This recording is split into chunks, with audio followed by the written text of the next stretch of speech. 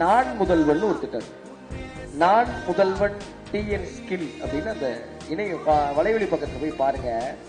கடந்த 15 ஆண்டுகள்ல பட்டியலத்தை சேர்ந்த அந்த மாணவர்கள் வெளிநாட்டுக்கு போறதுக்காக ஒரு 4 கோடி ரூபாயை ஒதுக்கி இருக்கிறாங்க. அது சரியா கூட போய் சேர்ந்துச்சா இல்லையான்னு தெரியல. ஆனா இந்த ஆண்டு மட்டும் 171 பட்டியலத்தை சேர்ந்த மாணவர்கள் வெளிநாட்டுக்கு போய் படிச்சிருக்கிறாங்க. ஒவ்வொருத்தருக்கும் 36 லட்சம் ரூபாயை தமிழக அரசு நிதி உதவியா வழங்கியிருக்கு.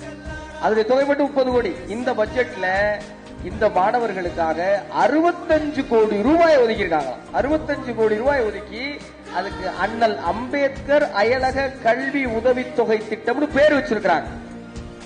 உலகம் முழுவதும் அதிகமான சிலை கொண்ட தலைவர் அம்பேத்கர், நம்ம எல்லாருக்கும் தெரியும்.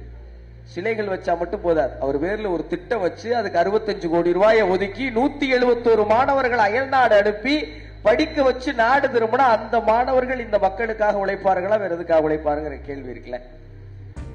இன்னைக்கும் ஒவ்வொரு மாவட்டத்திலையும் உயர் பதவியில் இருக்கிறவங்க நம்ம மக்கள் பேசுற மொழியை கேட்டு அதுக்கு பதிலளிச்சிட மாட்டாங்கங்கிற ஏக்கம் இருக்குல்ல. யூபிஎஸ்சி படிச்சு முடிச்சுட்டு ஒரு மாவட்ட ஆட்சியரா, ஒரு காவல்துறை கண்காணிப்பாளரா, ஒரு தமிழ்நாட்டை சேர்ந்த ஒருத்தர் வந்துட்டா எவ்வளவு நல்லா இருக்குங்கிற ஏக்கம் இருக்குல்ல. இந்த ஏக்கத்துக்கெல்லாம் நாள் முதல் திட்டத்துல நான் அது பத்தி நான் விழிப்புணர்வு ஏற்படுத்துற காணொலியில கூட நான் பேசியிருக்கேன். 1000 மாணவர்கள் வருஷம் தேர்ந்தெடுக்கிறாங்க. நம்ம பார்ப்போம் எல்லா இடங்களையும் பசங்க போட்டித் தேர்வுல தயாராகிறாங்கல்ல. 1000 மாணவர்களை தேர்ந்தெடுக்கிறாங்க. தேர்ந்தெடுத்து அவங்களுக்கு ஒரு பரீட்சை வச்சு தேர்ந்தெடுக்கிறாங்க. மாசம் 7500 ரூபாய் அந்த மாணவர்களுக்கு போய் சேருது. 10 மாசத்துக்கு மாசம் 7500 ரூபாய். அவங்களுக்கு 3 டெஸ்ட் நடக்கும். ஃபர்ஸ்ட் முதல்நிலை தேர்வு நடக்கும். அந்த பிரிமினரி டெஸ்ட்ல பாஸ் ஆன மாணவர்களுக்கு 25000 ரூபாய் கொடுக்குறாங்க.